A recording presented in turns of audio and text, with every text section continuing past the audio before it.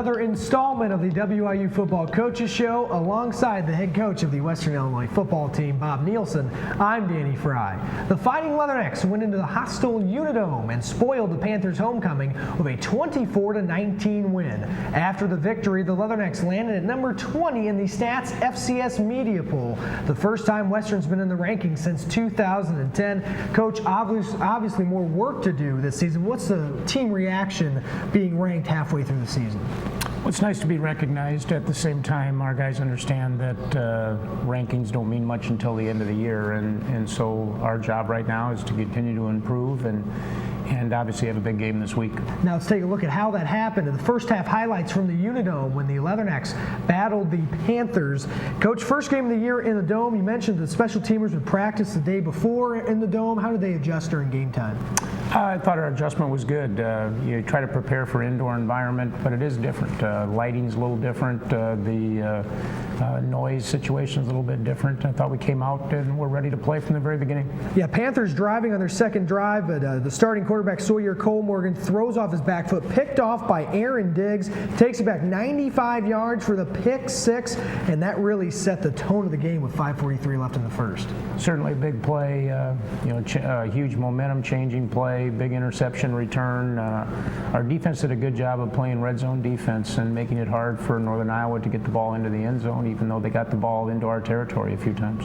Now, Aaron Diggs, this is actually his first interception too, so how about that to take it back in his first interception? Yeah, Aaron showed his speed here, and our guys did a good job reacting to the play, and we really fought hard, I thought, through the first half, making big plays on both sides of the football. You and I had Lance Lenore blanketed early on, so Norvell moves the chains to Adam Hoogerworth, and he had to really find those different targets with the UNI defensive game plan.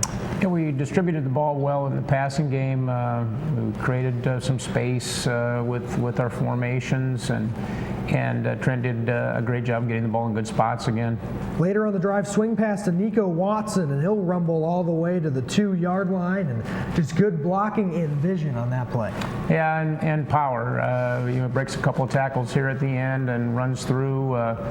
Most guys would have went down right there at about the 6-yard line. He gets it all the way down to the 2. And of course, pretty fitting that Watson will get the touchdown run and automatic punch him in, make it 14-0 WIU, 2:14 remaining in the first quarter. And that was a pretty tough defensive line to run through. Very good defensive front. I thought their front seven were as physical as any that we play against, and I thought our guys did a good job of just staying really patient, with the running game, being physical ourselves at the line of scrimmage, and rush the ball well enough to open up some things for us throwing the football. After that pick six, UNI driving again here in the second quarter, and again Sawyer Cole-Morgan, the starting quarterback, he'll loft it up into the corner of the end zone, but Xavier Rowe punches the ball out, and we've seen him make that play before at Coastal Carolina. Yeah, I thought our secondary played well, against UNI's receivers. We got our hands on a lot of footballs. We're in good places the majority of the time, and one of the ways that you create turnovers is by being in good places, and we generated a couple on the day. Big defensive stop led to a 22-yard field goal by Michael Schmadeke. 8:33 left in the second quarter, 14-3 Leathernecks, and a lot of those defensive stops came in the red zone this season so far for the Leathernecks. Lance Lenore will get his only reception of the game on a drive full of costly UNI penalties, and then after that it was time to capitalize for Western on third down. 9-yard touchdown strike over the middle of Joey Borsellino, 21-3 Western with 5:45 left in the second quarter. And how was the team feeling at that point? Very confident. It was a good first half. Getting 21 points on the board against a good Northern Iowa defense, having the lead at halftime, position that we definitely wanted to be in, and as a result had kind of taken the crowd out of the game early. Yeah, that 16,000 plus sellout homecoming crowd, and that really was a big factor in this. A Borsellino touchdown helped make that happen. 2 minutes left in the half. The Leathernecks have a good defensive stop. They get the ball back, trying to put more points on the board, and they'll swing it out to Borsellino, but he'll fumble, picked up by the Panthers. And what was your view at it? A lot of different angles after. That was close, whether he was down or not. Certainly you want your receivers to protect the football at the same time. Joey was trying to get that extra yard, and that's when a lot of fumbles occur, and our defense stopped them. Is what they needed to do, and forced them to a field goal attempt as opposed to giving up a touchdown there. 39-yarder hit by Schmadeke, and that made it 21-6, and the defense standing tall again. How important was that before halftime not surrender a touchdown? Oh, big play. If we would have given up a touchdown there, they would have went in with a lot more momentum, and as it was, our guys came out in the second half and finished the football game. Yeah, and what was the offensive game plan, and really why was that? How well was that executed? I thought we did a good job. The key thing was to be positive with the running game against a very good rush defense, and even though rushing yards were hard to come by, we have a running back that goes over 100 yards and rushed the ball well enough that we created some space on the perimeter and allowed us to throw the ball effectively. All right, stay tuned for the second half highlight up next on your home for Fighting Leatherneck football. Western Illinois University allows you to think for yourself and to discover the freedom to become your own. Own it at Western. Build your own expectations and fill your own shoes. Explore an academic culture that adapts to you. Create yourself and inspire originality in an open and safe environment. Western Illinois University lets you make your own success story. Think purple. Think success. Think Western Illinois University.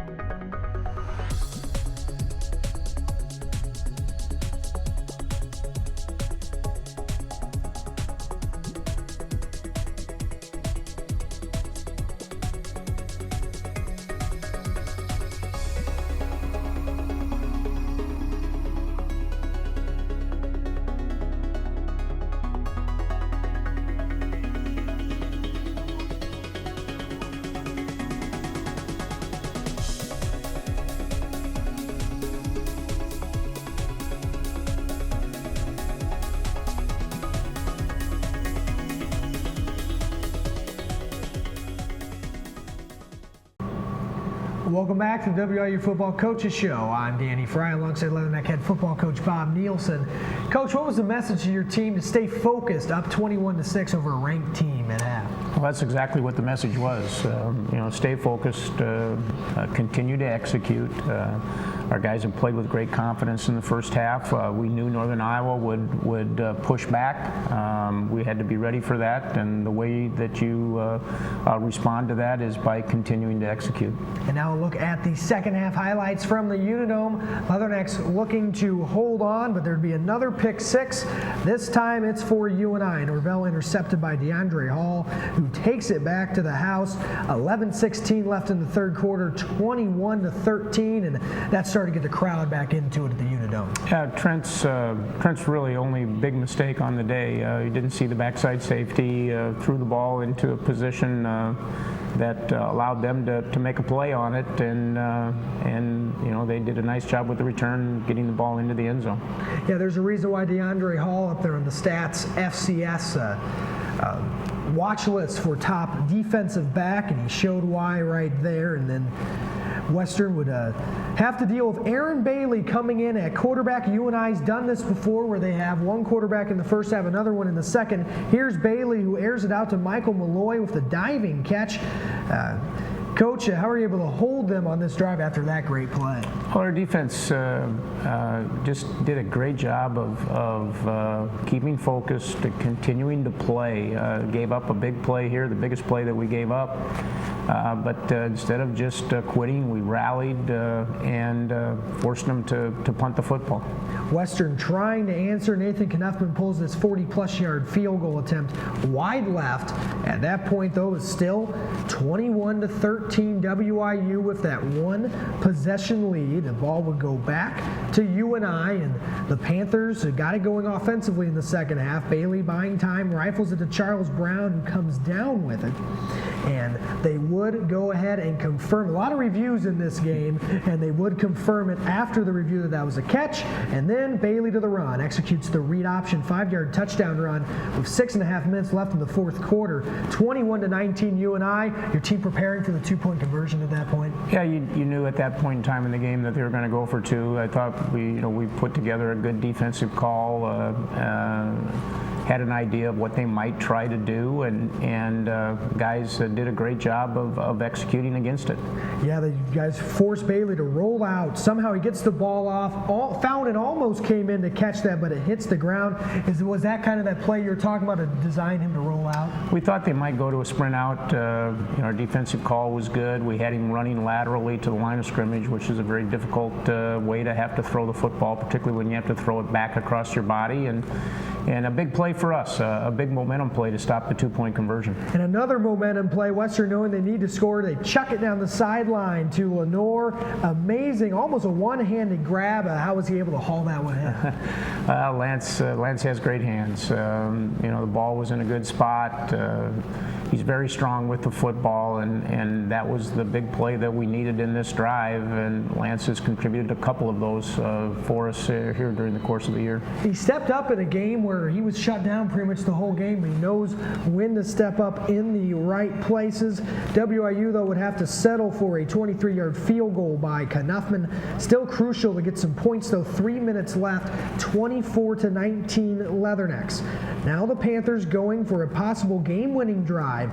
Bailey's pass tipped a little bit and picked off by David Griffith. Just a heads-up play by the sophomore.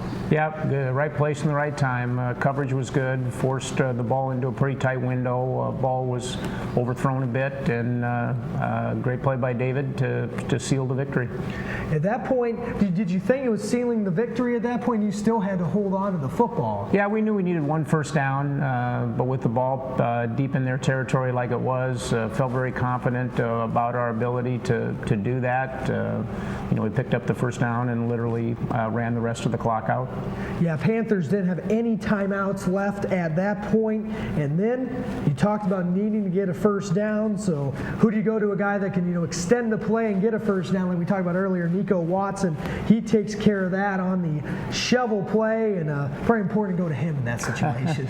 Well, he's a guy who's going to break a tackle, and that's what he did there. They actually had the play defended relatively well, but he breaks the tackle and gets the 2 or 3 additional yards that he needed for the first down. What was the plan going to run the clock out? Norvell will lob it incomplete. His time's run out, but apparently not. They go to the replay after further review. 1 second put back on the clock. Everyone thought the game was over, lining up. What was going through your mind and trying to get your team focused? Well, we thought the game was over. The clock wound down. The officials ruled it to be out. I'm not quite sure what the replay officials saw in terms of putting a second back on the clock, but our guys executed against the Hail Mary very well, and having them pinned down that deep, it was going to be very difficult for him to do anything. Were you expecting almost a lateral type play once he caught it, or how do you coach that? I mean, obviously Yeah, I was surprised they didn't try something like that. You just don't. It's hard to prepare for those kinds of situations, and our defense, we just had rehearsed that similar type of situation on Thursday, and it was good to see him execute. Leathernecks win. They moved to 3-0 in conference play, a 3-0 start for the first time since the year 2000, and Cole Morgan and Bailey split time. Bailey mainly running the football. Norvell solid, 25 of 36, 263 yards, a touchdown, interception. Watson in all the games he's had this year, he's rushed at least 100 yards. And Brett Taylor solid, earning an MVFC Defensive Player of the Week nod. So, Coach, kind of what problems did UNI's cause with their defense in the second half that made it so hard to put points on the board? Well, I'm not sure it was that they caused us problems. It was that we made a couple of critical mistakes at critical times. The interception return cost us a possession. We had two 70-yard drives in the second half where we only ended up with 3 points out of both of those possessions, and that's something that we actually have been doing pretty well, scoring points off of long drives. But we made some penalties, fumbled a snap inside the 5-yard line that on that last possession, which could have put the ball in the end zone as opposed to forcing us to take a field goal, which would have really made a big difference at the end. All right, there's more on the way next. You're dialed into the WIU Football Coaches Show. Founded in 1985, the Missouri Valley Football Conference has established a tradition of FCS football excellence. Competing at the highest level at NCAA Division I, student athletes at its 10 institutions demonstrate character, passion, and integrity as they grow as a student, an athlete, and a citizen. The Missouri Valley Football Conference, where leaders are shaped and champions are forged.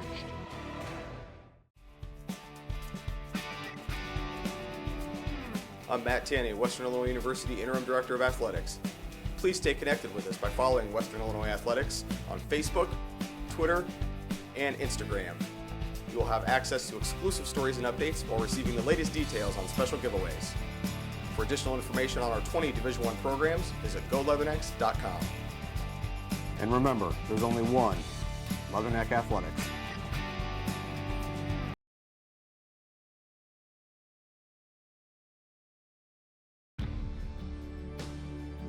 I always knew I would be a leatherneck. Western was the only university I applied to. The educational opportunities at Western provided me experiences and lessons in leadership and service. The faculty and staff at Western genuinely care about the students, and I know that choosing WIU is key to the beginning of my success story. Think purple, think success, think Western Illinois University.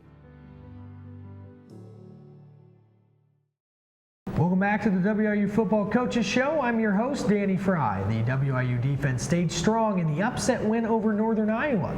Although they were one of the biggest question marks entering the year, the underclassmen in the secondary have expanded on experience they earned last season. Last year was just really playing, just doing what I was told. I didn't really get the system yet, and this year is a lot more of why am I doing it, why are we doing this coverage, blitzing, stuff like that. So more in depth of getting the coverages and blitzes, and just film's easier to watch, practice is easier, just knowing what's going on more. So it definitely helped a lot. It was definitely crucial. I got a good learning experience because, we had in the DB crew last year, we had a good amount of seniors, and so I definitely got to learn from them and get to play with them. Definitely helped me for this year. Quarterback Xavier Rowe used his redshirt year last season before settling into a starting role. I actually took it as a year to get adjusted to the speed of the game, practicing with those guys. Scout team last year, I got picked up on things faster than normal. This year, I'm just taking it as a year to do my job and just do whatever the coaches ask me to do. First year playing football, first year playing college football, they don't ask me to do too much. Just do my 1-11, do my job, cover the receivers, get off blocks, make plays when I can. Both Diggs and Griffith came up with game-changing interceptions against Northern Iowa. It was cool, first pick ever in college, so to take it back was pretty cool. Defensive line got pressure on him, so quarterback didn't have much time to think, just read him, saw the tight end open, just cut in front of him, and had some blockers leading the way. Well, it was obviously a fun experience, great experience. But during the play, number 10, Darius Fountain, he was one of their, he's their go-to guy, wide receiver, and so he was on my side. And when he was coming vertical, I just decided to kind of cheat over him, and when the quarterback threw the ball up high, I was like, got to make the play. So togetherness is part of the reason why the Leatherneck secondary has played so well. Definitely still have a lot of growing to do, but we're a really close and tight unit. So I think coming down and when time gets crucial, that'll come in our favor. That we've worked together. We feel each other. So I think we have a lot of potential left. I think that's why we've clicked right there. Is all same class pretty much, all same age. We hang out off the field, on the field. So just we've all learned at the same pace, and we got everything down right now, so just keep it going. We like to play fast, you know, go get the ball. That's what we do, strip the ball, get interceptions, make plays, stuff like that. Last year, Western lost a heartbreaker 37-34 at home to Illinois State. This year on the road, they look to finish the job.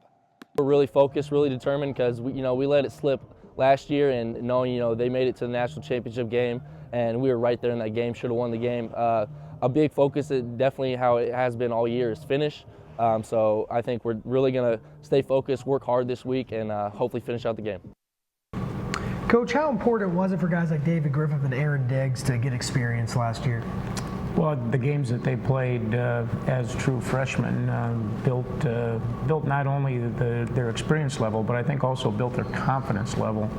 And as a result, when they come in now as sophomores, they're playing with the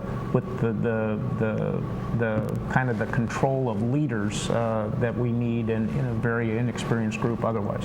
Why has Xavier Rowe, who started the year at the cornerback position, why has he excelled there? He's got all the tools that you like to see in that position. He's big and physical enough, runs well enough. I think he's got a great future in our program as a corner. Let's take our last break of the show, but stay right there, as up next, Coach and I will preview the Battle of Missouri Valley Unbeatens this weekend as the Leathernecks face Illinois State. I chose Western because it reminded me of home, and for its outstanding forensic chemistry program. My classes and academic experiences give me the knowledge I'll need for my career. The programs at Western teach me to lead and contribute to my community. I know my choice is the beginning of my success story. Think purple, think success, think Western Illinois University.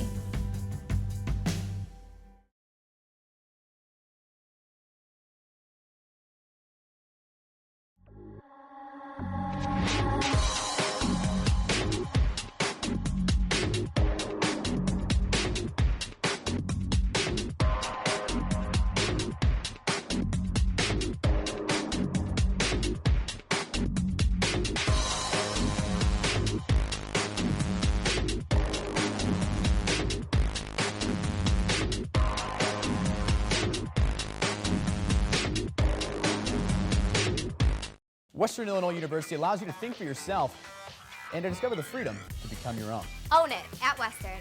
Build your own expectations and fill your own shoes. Explore an academic culture that adapts to you. Create yourself and inspire originality in an open and safe environment. Western Illinois University lets you make your own success story. Think purple. Think success. Think Western Illinois University. Welcome back to the WIU Football Coaches Show. It's time to check in on how Missouri Valley teams did last weekend. A look at the scoreboard graphics. Good one, Indiana State. Another shootout with Southern Illinois. I wonder who did that with them this year. 39-36 Sycamores in that one.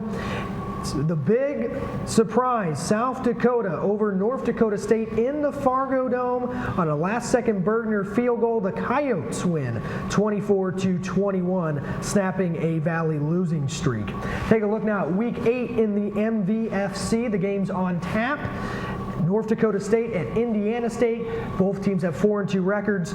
Youngstown State, Western's opponent on Halloween, will go to Southern Illinois. And then, of course, we have the big one this Saturday, an in-state battle between a pair of conference unbeatens.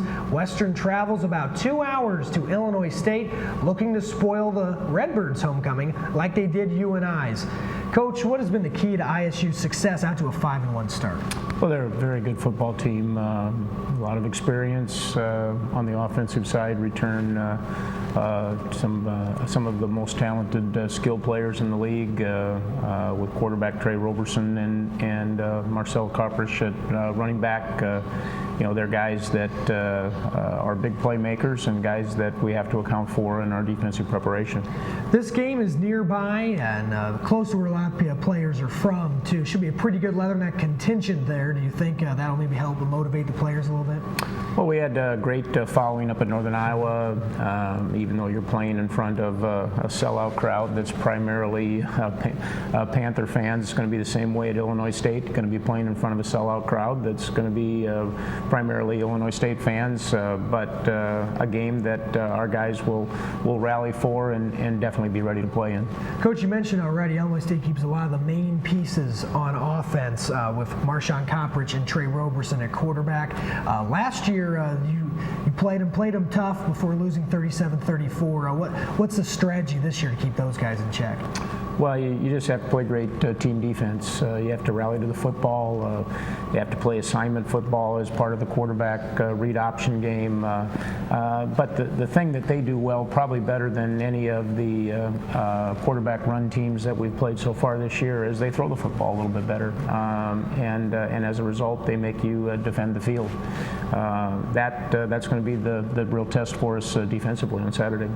Now, offensively, the Leathernecks will have to go up against Pat Meehan. He leads the Redbird defense in the middle, handling the secondary is sophomore Alec Coker. And after facing a tough defense like UNI, how do the Redbirds stack up? A lot of similarities. Very physical in the defensive front seven. Good players in the secondary. It's a team that you have to execute consistently against. Try to keep yourself in on-schedule situations and keep moving the sticks. Because if you can control the football with a certain degree of success, you have the opportunity to keep it away from their offense. Should be a good one. Kickoff at Hancock Stadium in Normal is set for 2 o'clock. For Coach Nielsen, I'm Danny Fry. Thanks again for watching.